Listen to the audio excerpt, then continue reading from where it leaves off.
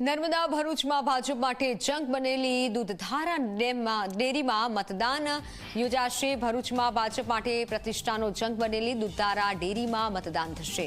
900 કરોડનું ટર્નઓવર ધરાવતી ડેરીમાં સત્તા માટે જંગ ખેલાશે। તો સત્તા મેળવવા માટે ભાજપના જ બે આગેવાનો વચ્ચે ટક્કર થવાની છે।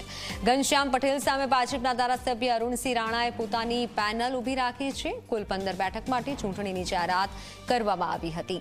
મેન્ડેટ વિનાની અરુણસિંહ રાણાની પેનલ મેદાને છે। મેન્ડેટવાળી ઘનશ્યામ પટેલની પેનલ પણ મેદાને છે।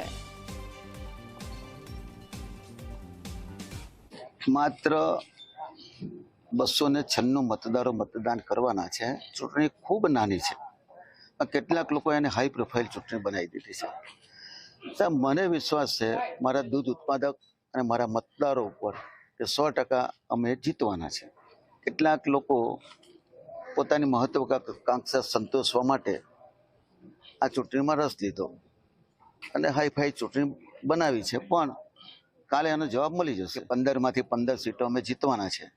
એક સીટ અમારે મેન્ડેટવાળી સીટ હતી તે બિનહરીફ થઈ છે। હવે 14નું ઇલેક્શન છે, 14માંથી 14 અમે જીતવાના છે અને હજુ પણ પાર્ટી આવનારી ચૂંટણીઓમાં જે આદેશ આપશે તે મારા માટે શિરોમાન્ય હશે। બીજા એનું માને કે ન માને, બીજા પક્ષનું માને કે ન માને, પણ અમે તો પક્ષના આદેશને વર્ગીને જ રહેવાના છે। આમ તો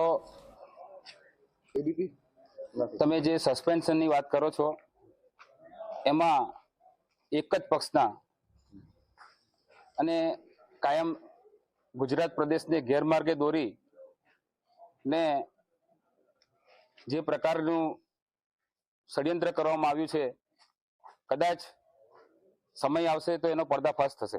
આમ કહેવાય કે ભ્રષ્ટાચારના ખૂબ ગંભીર આરોપો થયા હોય તો સ્વાભાવિક છે કે પૈસા કોણ વેચે ને કોણ નહીં વેચે આમ તો તમને ખબર પડે જ છે। અરુણસિંહભાઈ રાણાની જે પેનલ છે એમાંથી 15 ઉમેદવાર હતા। એમાં અમારા એક ઉમેદવાર પ્રકાશભાઈ દેસાઈ બિનહરીફ થયા છે ને અમારા 14 ઉમેદવાર જંગી બહુમતી જીતશે। 100% જીતવા અમને અમારા મતદારો પર ભરોસો છે। અમે મતદારોમાં કેમ્પેન કર્યું છે અને મતદારોએ અમને વિશ્વાસ અને ખાતરી આપી છે, જેથી આ ડેરીની અમે રક્ષા કરી શકીએ।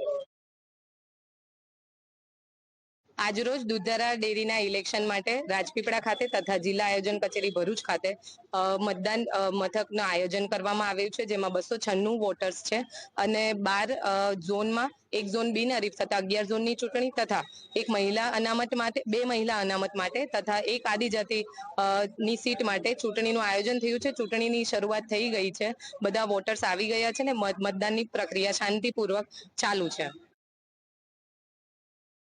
આજ રોજ ભરૂચ દૂધ ઉત્પાદક સંઘનું ઇલેક્શન છે।